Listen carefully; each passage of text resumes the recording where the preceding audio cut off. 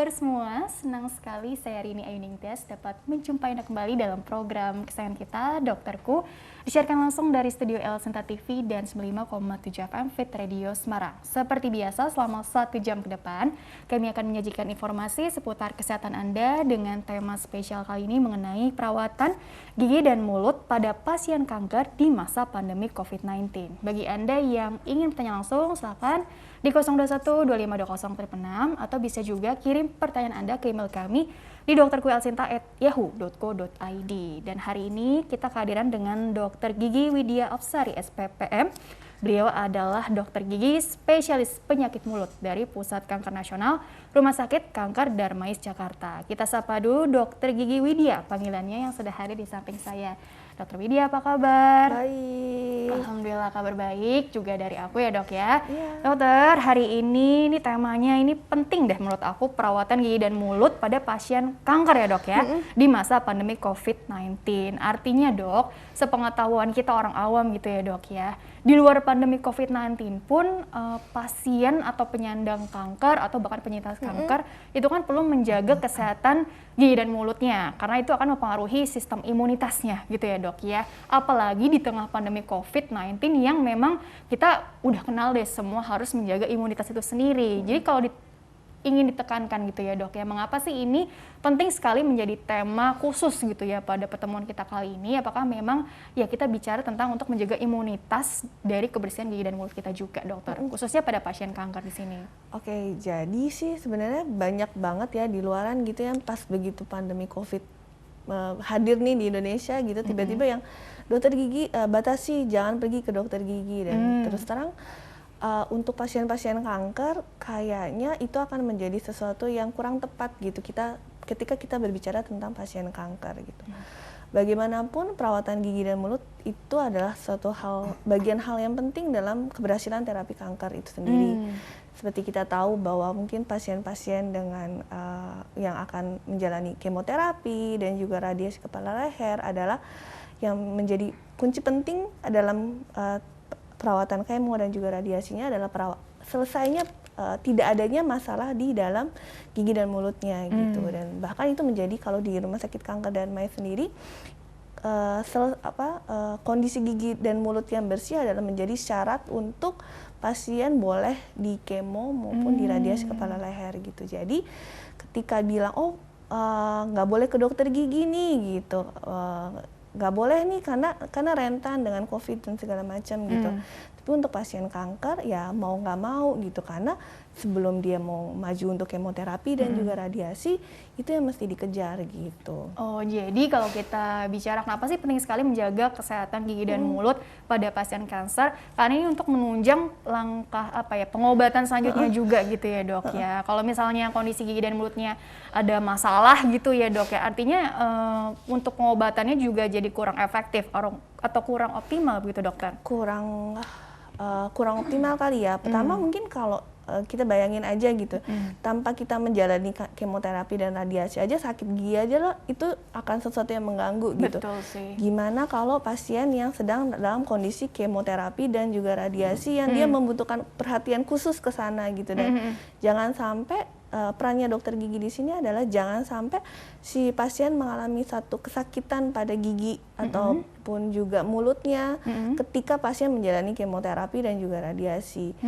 Selain itu, kondisi kebersihan rongga mulut sendiri itu juga sangat erat kaitannya dengan komplikasi yang nanti akan ditimbulkan pada pasien seperti sariawan pada pasien kemoterapi dan juga radiasi itu erat kaitannya dengan kebersihan mulut. Jadi pasiennya makin jorok nih, makin nggak pernah gosok gigi gitu kurang ya, bersih, kurang perawat gitu ya, kurang bersih gitu, nggak men-skip udah deh gigi bentar aja deh gitu. Biasanya komplikasi si sariawannya juga makin hebat gitu, dan itu akan ujung-ujungnya makannya susah, nggak nafsu. Jadi pengaruhnya sistemik gitu ya dok ya, seluruh tubuh gitu ya. Ujung-ujungnya HB-nya turun. Waduh. Jadi itu yang kita cegah dari perawatan gigi di pasien kanker itu sendiri. Gitu ya. Soalnya memang kan waktu awal-awal ada pandemi ini kan kita masih penyesuaian ya dok ya, artinya kan memang masih ada rasa takut, bahkan sampai sekarang mungkin ya masih ada anggapan walaupun protokol kesehatannya sudah oke gitu kan, tapi kan ini melalui droplet, aerosol, airborne gitu-gitu ya dok ya, jadi kan khawatir gitu justru ke rumah sakit malah dapat COVID, karena kan dengar-dengar juga banyak juga pasien kanker yang juga kena COVID gitu ya dok, imunnya jadi makin drop gitu ya dok ya, jadi sebetulnya untuk mengurangi rasa kecemasan itu sendiri juga seperti apa dok, demi menjaga atau tidak menunda pemeriksaan gigi dan artinya pemeriksaan mulut secara keseluruhan? Biasanya sih kami akan udah ketakar gitu, oh ini berapa kali kunjungan nih gitu biasanya. Dan kalau misalnya pasien bisa datang tepat waktu, biasanya kita bisa on time untuk ngerjain. Misalnya 5 kali kunjungan selesai nih giginya gitu. Habis itu udah nggak perlu lagi nih ke dokter gigi gitu.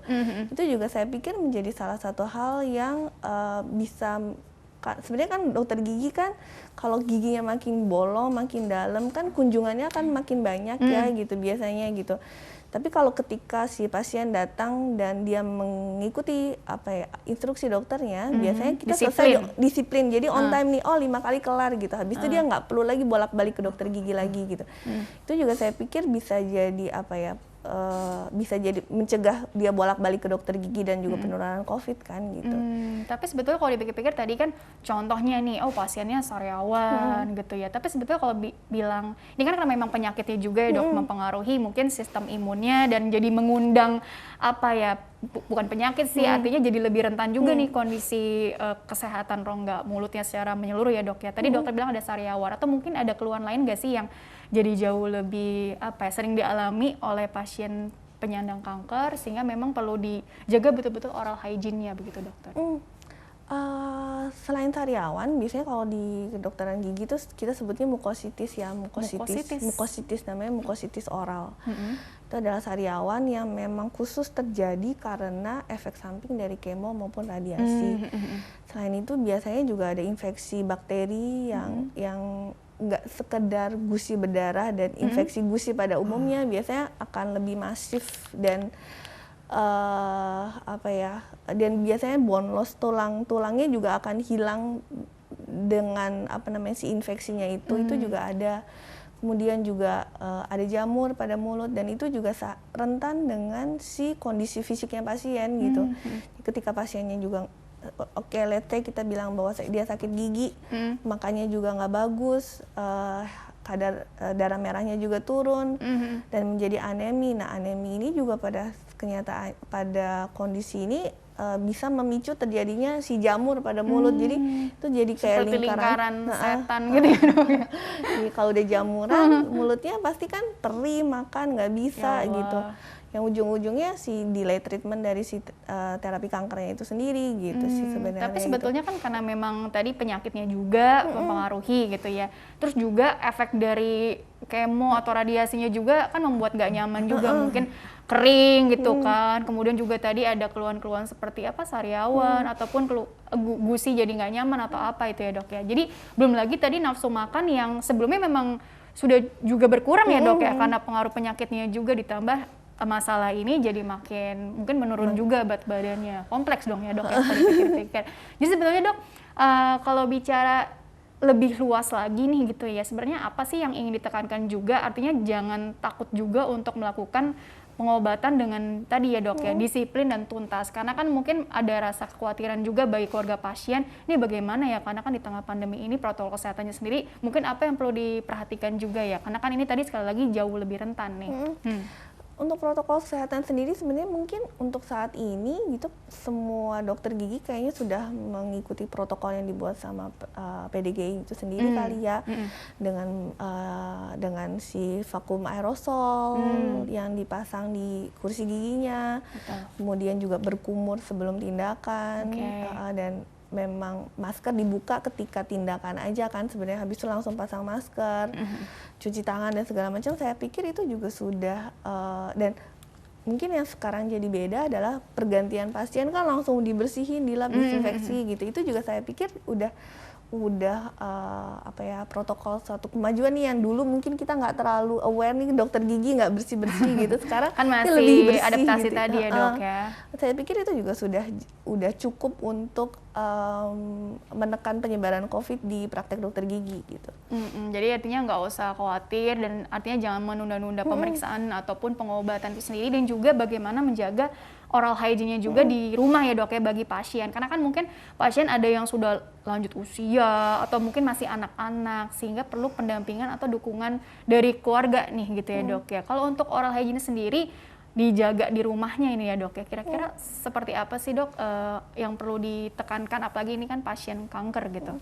Sebenarnya kalau untuk menjaga kondisi, menjaga kesehatan gigi dan mulut, sebenarnya untuk pasien kanker maupun enggak akan jadi sama aja sih sebenarnya. Pastinya adalah gosok gigi ya gitu, gosok gigi yang setelah sarapan dan juga sebelum tidur itu yang beneran harus kita tekankan untuk dilakukan, nggak boleh absen lagi gitu. Kalau mungkin pada pasien yang bukan kanker gitu, karena kondisi mulutnya juga lebih sehat, air ludahnya juga cenderung lebih banyak, biasanya nge-skip nggak sikat gigi malam masih oke gitu ya gitu. Cuma kalau pasien kanker dengan kondisi air ludahnya juga biasanya konsistensinya juga sudah berubah, biasanya menjadi lebih kering dan segala macam gitu. Jadi absen gosok gigi sekali aja tuh biasanya jadi tiba-tiba lubang aja gitu. Oh ya Allah, jadi lebih rentan karies juga. Jadi emang harus gosok giginya emang harus lebih bersih gitu. Selain itu juga mungkin beberapa pasien seperti pasien yang sedang menjalani radiasi kepala leher yang air ludahnya nggak ada, perlu buat ditekankan untuk setelah makan berkumur dengan air putih gitu, untuk menghilangkan sisa makanan yang menempel di gigi yang nggak ke flush sama air ludah gitu sih sebenarnya. Cukup dengan seperti kumur-kumur dengan air putih biasa gitu ya dok ya, bukan ada obat kumur khusus gitu? Obat kumur khusus mungkin bisa dipakai, tapi nggak usah sampai sesering banget gitu, sampai setiap hari sampai 5-6 kali gitu sih nggak usah sih gitu. Di selang gosok gigi aja ditambahin sama obat kumur antiseptik tuh juga nggak masalah sih. Gitu. Seperti itu ya kurang lebih ya dokter. Kita jeda dulu sebentar deh kalau begitu, nanti dilanjutkan kembali di segmen selanjutnya, akan ada slide juga yang dokter Widya jelaskan lebih detail lagi nantinya ya. Oke pemirsa, jangan kemana-mana, tetaplah bersama kami akan kembali sesaat lagi.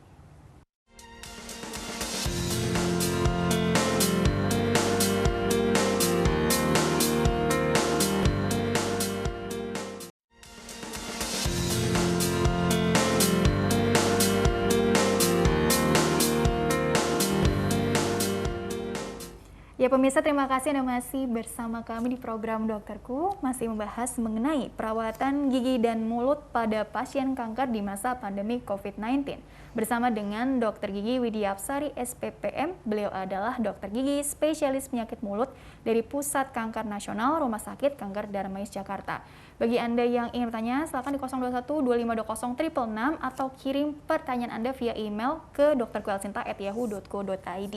Dr. Widya, dilanjutkan kembali ya diskusi kita, namun kali ini sudah ada slide yang bisa ditampilkan dulu, mohon satu persatu. Jadi di slide pertama, pendengar radio nggak bisa lihat ini ada slide apa dok, jadi apa yang ingin dokter tekankan di sini? Apa sih bedanya pasien kanker dengan yang non-kanker gitu ya dok ya, untuk menjaga kesehatan gigi dan mulutnya? Jadi seperti yang juga tadi udah saya bilang di segmen 1 juga gitu, ketika kita berbicara tentang pasien kanker gitu, dengan segala kompleksitasnya, baik untuk dari terapi kankernya, efek dari terapi kankernya sendiri maupun dengan efek kankernya itu sendiri yang terjadi pada sistemik pasien, biasanya itu juga akan menyebabkan perubahan pada rongga mulutnya, yang rongga mulutnya di sini bisa jadi perubahan pada giginya, gusinya, lidahnya, air ludahnya dan segala macam, itu akan terjadi perubahan yang menyebabkan pada pasien kanker akan menjadi lebih rentan terhadap penyakit pada gigi dan juga mulutnya yang terjadi pada lidahnya, gusinya dan segala macamnya itu sih semuanya itu yang akan jadi lebih rentan sih. Jadi kita mesti pada pasien kanker mesti lebih aware nih sama kondisi kesehatan gigi dan mulutnya. Ini berlaku untuk kanker, ini kan kanker kan biasa ada stadium yang ringan, sedang, berat, atau bahkan tadi sekali lagi ada pasien terminal juga gitu ya dok. Ini sebenarnya sama aja ya prinsipnya gitu ya. Yang penting jaga oral hygiene dan juga jangan menunda pemeriksaannya juga ke dokter giginya ya. Coba slide selanjutnya lagi. Tentang apa slide berikutnya, ini kan tadi penekanan, ini kondisi gigi apa berlubang atau apa dok? Jadi seperti yang tadi saya bilang bahwa kondisi terapi kanker itu sendiri juga akan memicu komplikasi dari rongga mulut, dan sebenarnya keberadaan dokter gigi dan perawatan ke dokter gigi adalah hal yang kita mesti mencegah yang seperti ini gitu. Ini adalah kasus di mana pasien yang menjalani radiasi pada kepala leher, bisa pada pasien nasofaring atau kanker kelenjar ludah atau kanker mulut gitu-gitu yang biasanya kalau kami di kanker darmais, karena memang komplikasinya adalah karies radiasi, ini adalah satu gambaran karies radiasi atau gigi berlubang pada pasien radiasi. Biasanya kita akan melakukan satu pencegahan untuk biar nggak kejadian kayak gini gitu, yaitu dengan kita berikan fluoride pada sebelum pasien menjalani radiasi dan juga setelah pasien menjalani radiasi. Tapi beberapa pasien mungkin akan, enggak kok, orang gue kanker kok gitu, kenapa juga harus kontrol juga ke dokter gigi. Biasanya beberapa pasien akan skip gitu, dan tiba-tiba pas datang ya udah dalam kondisi kayak gini. Berat. Gitu. Berat. Jadi pada pasien yang radiasi itu giginya akan cenderung lebih lunak gitu. Jadi kalau kita bayangin kayak kapur, jadi gigi kan kita kalau kerok kan keras gitu ya. Tapi pada pasien yang giginya nggak kita treat dan menjalani radiasi kepala leher, biasanya giginya kayak kapur. Jadi kalau pakai kuku aja tuh dikerok tuh bisa lepas gitu. Jadi dan biasanya nggak nyadar udah tiba-tiba abis aja gitu, kayak yang gambar yang tadi. Jadi udah hitam, terkikis gitu, lama-lama ya jadi copot gitu, Dok. Copot gitu gigi, lunak gitu. Jadi Itu kalau tidak di-treat sejak awal ya, Dok ya. Artinya tadi ada istilah karies radiasi. Ini memang efek radiasi yang tadi ya paparannya mungkin ya berulang. Tapi ini bisa dicegah sebetulnya, Dok, ya, dengan cara tadi perawatan sejak awal dikasih fluoride gitu ya. Oke, coba slide berikutnya lagi. Tadi karies radiasi, ini masih sama? Apa ini beda, bukan. Dok? Ini adalah sariawan, ini adalah infeksi sih sebenarnya. Infeksi yang terjadi pada bibir dan juga gusi pasiennya dari akibat bakteri sih sebenarnya. Jadi kayak sariawan. Ya? Jadi sariawan didiemin gitu, dan mungkin karena trombositnya juga turun. Ini pada pasien leukemia sih sebenarnya gitu. Ini anak-anak apa bagaimana, Dok? Anak-anak. Oh, anak-anak ya, karena leukemia ya, Dok ya. Kebanyakan leukemia. di anak-anak kan. Ini juga sering nih. Ini juga sebenarnya hubungan erat dengan kebersihan mulut. Jadi ketika nggak bersih, bakteri mulutnya di mulutnya juga meningkat. Kemudian juga sistemiknya juga nggak bagus ya, dengan trombositnya turun, leukosit dan neutrofilnya turun. Biasanya si infeksi yang tadinya biasa-biasa aja tuh kayak akhirnya tuh jadi luar biasa gitu di mulutnya gitu. Coba ditahan dulu sebentar ya, Dok ya. Kita sapa dulu ya penelponnya. Halo, dengan siapa, di mana? Selamat pagi, Dok. Saya Chandra dari Jambi. Oh, usia berapa Bapak? Bapak Chandra dari Jambi. Ya, 53. Ya, silakan. Pertanyaannya langsung ke Dokter Widya ya, kalau begitu Pak Chandra. Usia 53 dari Jambi. Oh, jauh nih ya. Silakan. Dokter mau nanya. Saya kan 2 tahun yang lalu, setahun lebih ya, hampir 2 tahun. 2018 sudah menjalani kemo sama radiasi. Di Darmais sampai sekarang itu sekitar bagian seputaran gigi sama gusi itu masih ada berdarah atau luka, bukan luka, sering berdarah gitu. Terus nyilu sama gigi sebagian rontok juga. Maksudnya penyebabnya kenapa kok sampai sudah hampir 2 tahun masih gitu terjadi? Oh. Ini kanker apa, Pak? Nasofaring. Oh, nasofaring ya tadi ya. Oke, baik. Dokter ingin tanyakan dulu kepada Bapak Chandranya sebelum ditutup barangkali. Enggak sih, udah cukup. Bisa langsung tanggapannya ya. Jadi gigi, gusi, berdarah, ngilu. Ini kan padahal udah 2 tahunan ini gitu, 2 tahun lalu lah tindakannya itu ya, Dok ya. Jadi kenapa sih kok bisa sampai sekarang keluhannya ada?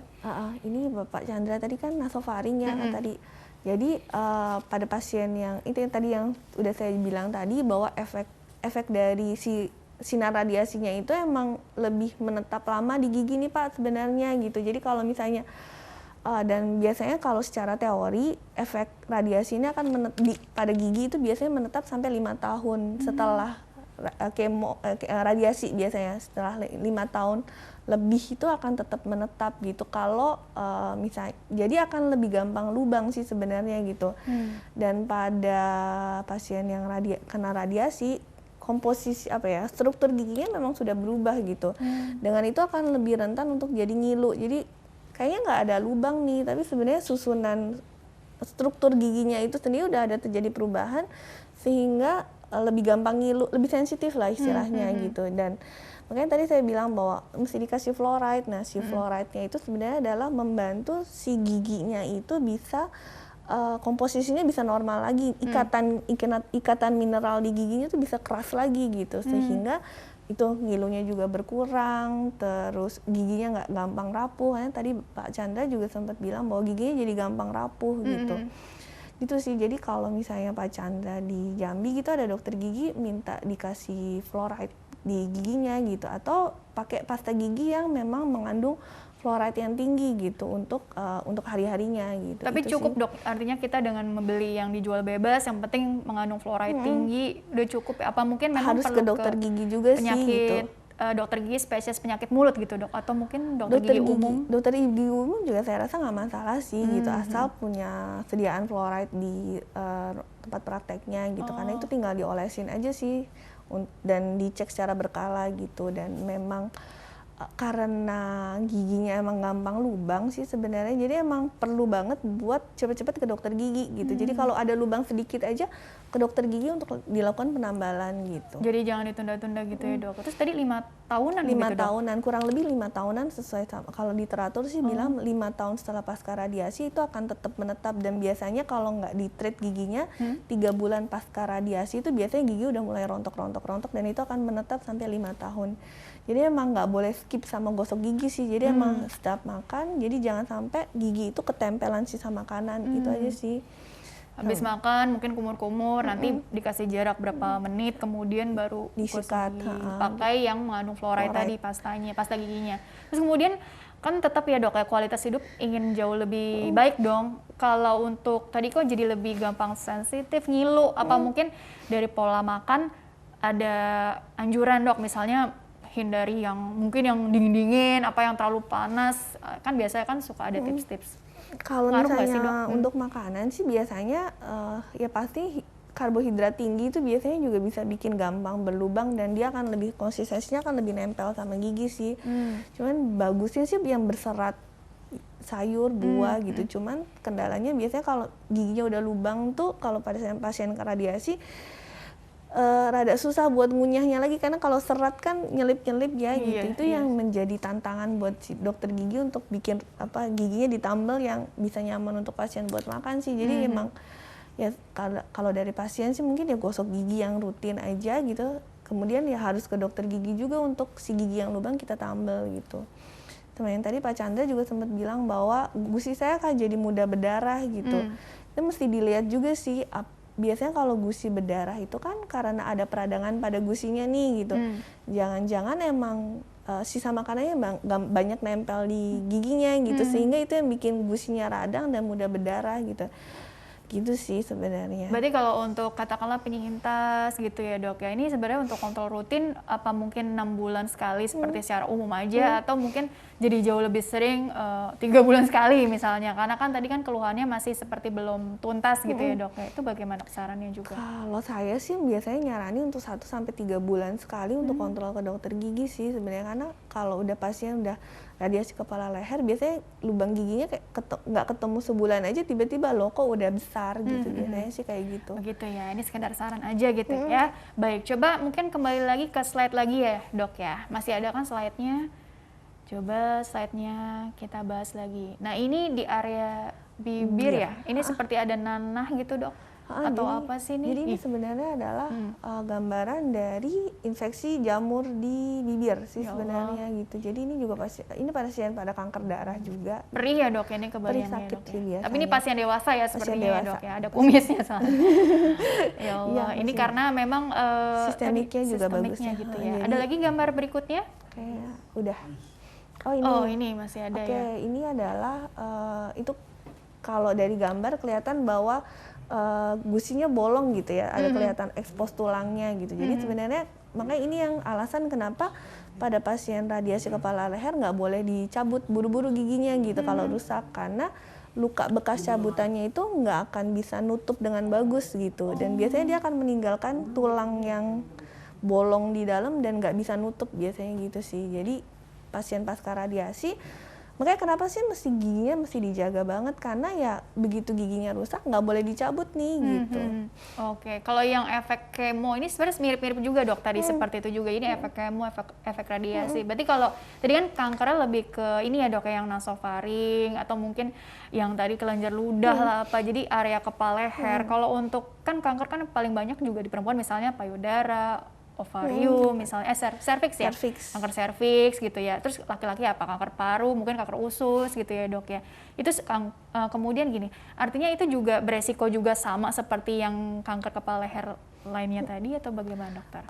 Untuk yang lesi yang kayak gambaran kayak sariawan gitu, pada prinsipnya adalah semua kanker sama punya resiko yang sama untuk yang sariawan ini sih gitu. Tapi Tergantung tadi ya treatmentnya juga ya dok? tergantung ya? pasiennya Efeknya sedang juga. dalam terapi kemo apa, kondisi fisik pasien sebelum menerima terapi kanker juga kayak apa, itu juga mempengaruhi sih. Tapi kalau misalnya yang masalah gigi memang khusus pada pasien radiasi kepala leher gitu. Oke, kalau lebih begitu ya. Coba ada lagi saatnya, kalau nggak ada kita masuk ke pertanyaan email dulu ya. Ini ada 2 pertanyaan email. Dokter bisa beri tanggapan satu persatu, nanti kita kembali diskusi lagi ya. Jadi bagi pemirsa yang, ini ada suara telepon masuk dulu ya dok ya. Kita utamakan dulu penelponnya nih. Halo, dengan siapa, di mana? Saya Bu Mariam. Bu Mariam, betul? Iya. Usia Dari berapa Bu? Tangerang. Umurnya 55. 55, dari daerah mana? Tangerang. Oh iya, silakan Bu, ingin bertanya apa kepada Dokter Widya, langsung ya Bu. Dok, saya karyawan. Tapi lidah nggak mau sembuh-sembuh dok. Jadi panas aja gitu. Sudah berapa lama tuh Bu? Hampir setahun lah. Oh gitu. Dokter silakan dok, jika mau. Oke, di daerah yang sama atau Ya. pindah-pindah Ibu? Ya, Di daerah yang itu aja sariawannya apa pindah-pindah? ya. Pindah-pindah nggak Bu lokasi sariawannya? Apa di situ-situ aja? Iya, ini lidahnya panas gitu dok. Oh, berarti di lidah aja ya Bu? Iya, lidah aja iya. Oke, lidahnya masih bisa digerakkan Ibu? Bisa sih kalau makan mah bisa digunakan, tapi kalau udahan panas dok. Oke. Oke. Udah pernah ke dokter Bu? Udah ke dokter, udah sampai dalam katanya ini mah sariawan biasa katanya. Oh gitu. Baik, iya. Mungkin bisa langsung tanggapannya ya dok. Iya. Ya, ya. Oke, Ya udah. Iya silakan dokter. Ibu juga bisa ditutup tuh, tadi agak delay ya suaranya, jadi mungkin lama tadi proses pengiriman pesannya. Oke. Langsung saja Dokter Widya untuk Ibu Mariam, tadi usia 55 dari Tangerang, silakan. Oke, tadi rada kurang jelas untuk di situ-situ aja kelihatannya ya tadi ya gitu. Sepertinya sih gitu. Dan sebenarnya kalau kita pada sariawan yang di situ-situ aja, sebenarnya tadi beberapa hal mesti harus dilihat juga sih di dekat sariawan itu ada nggak sih gigi yang tajam atau karang gigi yang tajam yang menusuk lidah sih, itu juga jadi salah satu faktor sih Bu sebenarnya gitu. Jadi kalau udah pernah ke dokter gitu mungkin minta dicek sama dokternya juga untuk kondisi sekitar lidah yang jadi sariawannya. Jangan-jangan memang ada gigi yang tajam yang menusuk lidah secara terus-terusan. Atau yang mesti kalau misalnya sariawan terlokalisir di satu tempat dan udah mulai nggak nyaman dan sampai lidahnya kalau misalnya mengganggu untuk makan, ada kemungkinan itu adalah udah berubah bentuk gitu, jadi dari sariawan biasa mungkin udah jadi bentuk yang lain. Tadi nih. panas dok kan keluhan utamanya, panas gitu Panas lidahnya. gitu kan. Nah itu sih mesti dilihat lagi nih, jangan-jangan emang kayak kan sariawan lidah kan sebenarnya kayak sariawan tuh sebenarnya kayak kapalan gitu. Jadi sekalinya ada trauma terus-terusan di daerah situ biasanya sariawannya akan mengeras gitu. Jadi kalau misalnya kita nggak menghilangkan bagian yang mengiritasi, biasanya dia akan tetap aja menetap di situ gitu. Jadi itu yang mesti dicek sih sama si ibu gitu. Jangan-jangan ada gigi yang tajam gitu. Jadi memang kalau misalnya diobatin apa gitu, kalau misalnya nggak ada nih giginya nggak ada gitu, ini mungkin bisa konsultasi lebih lanjut ke dokter gigi lagi atau mungkin ke ya spesialis penyakit mulut juga sih kayaknya buat dilihat nih sebenarnya sariawannya apa gitu. Iya, kurang lebih begitu ya sarannya ya. Karena kan kalau diceritakan aja kan nggak Kebayang nggak sih. kebayang ya. Ini kan harus pemeriksaan fisik gitu ya, biar lebih detail lagi ya Bu ya. Oke, dokter, kita masuk ke pertanyaan email dulu ya. Tadi insya Allah jawabannya sangat membantu. Jadi bagi pemirsa yang ingin bertanya via email, silakan kirim saja pertanyaan ke email kami di dokterkuasinta@yahoo.co.id. Format lengkap ada di bawah ini. Nama, usia Anda atau usia pasiennya, serta pertanyaannya. Tempat tinggalnya jangan lupa juga ya. Bapak Suharjo, Dok, 35 tahun dari Bekasi. Halo dokter, ini seputar sariawan juga nampaknya. Saya mau tanya apa penyebab seseorang sering sariawan? Apakah pertanda ada penyakit serius? Saya ada keluhan riwayat sariawan yang sering kambuh, sariawannya sembuh, namun nanti muncul lagi di sekitar lidah, dinding mulut, dan gusi. Lokasinya selalu berpindah-pindah. Saya pun sering juga terkena radang tenggorokan. Selain sariawan itu, sampai badan saya sering demam dan pegal linu seluruh badan. Saya padahal makan nggak macem-macem dok, tapi kenapa sering sariawan? Apakah ada kaitannya dengan sistem imun atau penyakit tertentu? Penyakit mulut misalnya. Mohon sarannya dok, terima kasih. Bagaimana dok, sariawan yang nggak sembuh-sembuh, lokasi berpindah-pindah, sering radang juga, jadinya demam, badan pegel-pegel, pegelino seluruh badan gitu ya dok ya. Bagaimana itu dokter? Nah, untuk kalau kita ngomongin sariawan kayak panjang sih sebenarnya pembahasannya gitu. Cuman yang pasti pasien mesti tahu adalah ketika sariawan ini nih mesti dilihat nih ada turunan nggak nih, apakah orang tua, kakek nenek atau tante atau anak kita gitu ya yang sariawan juga apa enggak gitu. Ketika ada garis keturunan itu timbul, biasanya si sariawan ini akan menjadi sariawan biasa aja gitu. Yang mana biasanya kita sebut stomatitis aftosa gitu. Yang mana kita belum ada obatnya nih buat menghilangkan itu. Dan biasanya pun kalau ke dokter gigi, target terapinya cuma ada 3 biasanya. Buat menghilangkan nyeri. Jadi kalau udah sariawan, gimana sih ngobatin biar nggak nyeri? Yang kedua adalah gimana nih biar sariawannya ini bikin cepet sembuh. Yang biasanya sembuhnya dalam waktu 2 minggu, kita bikin supaya sembuhnya dalam seminggu atau 3 hari gitu. Dan yang ketiga adalah gimana caranya biar sariawan ini kambuhnya interval kekambuhannya menjadi lama, yang biasanya sebulan sekali jadi misalnya 3 bulan sekali gitu. Jadi itu target terapi yang biasanya kita targetkan untuk pasien yang si stomatitis aftosa ini gitu sih sebenarnya. Selain itu juga penting buat si kalau stomatitis aftosa, si sariawan yang stomatitis aftosa ini buat dicari dulu nih. Kalau misalnya tadi bilang, oh saya makan nggak aneh-aneh kok gitu, tapi mesti dilihat juga polanya, karena sariawan ini biasanya kalau perempuan akan erat kaitannya dengan hormonal biasanya gitu. Jadi sebelum mens atau setelah mens itu Gitu biasanya ya dok jadi ya? baru nggak. Kan biasanya orang kan awam kurang vitamin C gitu. iya hormonal. Terus kalau si kadang-kadang bapak-bapak biasanya mesti ada hubungannya sama stres fisik, stres pikiran. Biasanya kemarin begadang terus jadi sariawan Atau gitu. kebiasaan merokok misalnya, atau minum. Kok biasanya orang-orang yang punya bakat sariawan ini begitu stop merokok tuh malah jadi lebih sering biasanya sih gitu. Tapi bukannya berarti merokok terus ya gitu. Cuma memang itu jadi biasanya penyetus, jadi biasanya merokok tiba-tiba nggak merokok, biasanya terus jadi sariawan gitu. Itu juga jadi ada hubungannya sih sebenarnya. Gitu ya, unik juga ya dok ya sebetulnya kalau dipikir-pikir ya dok ya. Tapi ini memang idealnya periksakan aja lah ya kalau gitu ya. Kalau terus juga nanti target treatmentnya juga seperti apa, mungkin kekambuhannya jadi lebih jarang, syukur-syukur nggak ada kambuh sama sekali ya dok ya, gitu. Terus juga dijaga juga pola hidupnya jadi jauh lebih sehat ya. Susah gampang sih ya dok ya, tapi ya dicoba aja terus gitu ya sepanjang hidup. Oke, baik, pertanyaan berikutnya lagi, ini tadi insya Allah jawabannya sudah sangat membantu.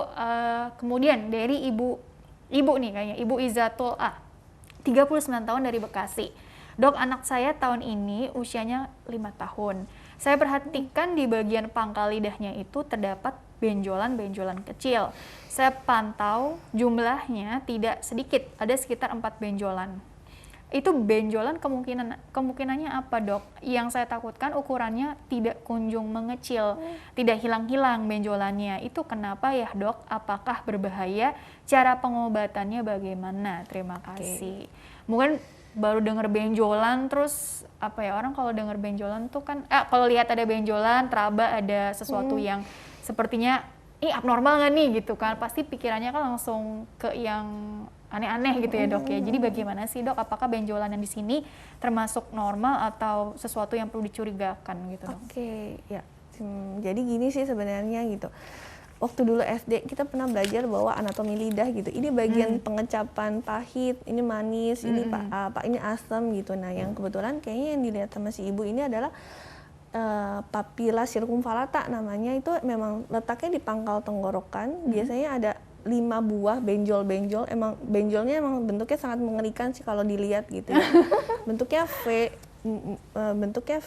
ada 5 buletan gitu. Ini adalah papilla circumvallata. Itu adalah sensor untuk pengecapan rasa pahit sebenarnya gitu. Jadi yang nggak masalah itu adalah bentuk normal daripada lidah gitu. Dan biasanya posisi papilla circumvallata itu nggak kelihatan kalau kita nggak ngelogok masuk ke dalam gitu Papilla lidahnya. circumvallata. Papilla circumvallata. Keren ya namanya. Itu jadi mungkin bisa di googling untuk gambar lebih jelasnya gitu. Itu ada varian normal dan semua orang punya gitu. Tapi kalau itu sampai bisa kelihatan berarti ibu terlalu ngelogok ke lidahnya terlalu dalam gitu. Jadi harusnya itu emang nggak kelihatan gitu sih. Tapi adanya ini bukan benjolan yang apa sih, orang kan takutnya apa, Kanker, tumor atau ganasan gitu ya dok ya? Jadi itu bukan. Semua Enggak orang ya, punya sih. itu sebenarnya. variasi bukan variasi ya, itu normal ya dok Normal, ya. Semua orang ada gitu ya. Oke, memang ini apa ya? Aku aja nggak pernah merhatiin sedetail itu. Ntar habis ini langsung bercermin deh gitu ya. Nah, oke dokter, terima kasih penjelasannya. Kita lanjutkan kembali ya dok ya. Kalau dilihat-lihat, jadi kan ini pertanyaan dari tadi penelpon, terus juga penanya dari email, ini juga beragam keluhannya gitu ya dok ya. Sebetulnya kalau kita bicara tadi kan memang untuk treatmentnya sendiri tergantung dari case by case gitu ya dok. Ada yang pakai fluoride untuk mencegah karies, radiasi, atau mungkin ada keluhan seperti tadi bakteri, jamur. Berarti sebelumnya ini juga treatmentnya dikasih obat-obatan anti bakteri dan jamur juga, atau mungkin bagaimana sih dok? Artinya target terapinya ini sendiri seperti apa? Bisa kalau untuk lokal di gigi dan juga mulutnya biasanya standar sih bersihin karang gigi, gigi yang lubang kita buang atau dicabut, itu juga jadi salah satu cara untuk mengurangi jumlah bakteri maupun si jamurnya gitu. Di samping mungkin pada pasien yang memang lagi perawatan kanker, memang secara protokol memang kadang diberikan untuk obat anti jamurnya juga obat kumur antiseptik untuk mencegah itu gitu. Oh iya gitu ya, jadi memang tergantung kasusnya sekali lagi, tapi secara umum sih sebenarnya prinsipnya sama aja gitu ya dok ya. Oke dokter, kita jeda dulu sebentar, nanti dilanjutkan di segmen terakhir sekaligus take home message dari Dr. Widya ya. Oke, dan pemirsa jangan kemana-mana, tetaplah bersama kami akan kembali setelah pesan-pesan berikut ini.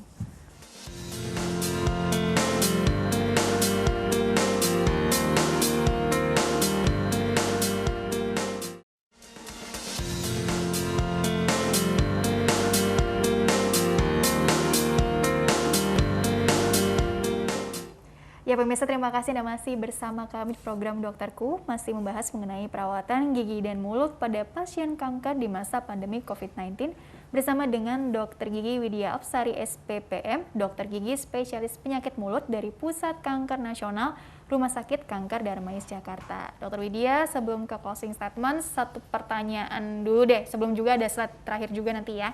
Satu pertanyaan mengenai sebenarnya dampak gitu ya, dampak dari tidak menjaga kebersihan gigi dan mulut lah pada pasien kanker di tengah pandemi COVID-19 ini, mungkin dampak terhadap kesehatan secara menyeluruhnya juga begitu ya dok. Kira-kira seperti apa sih?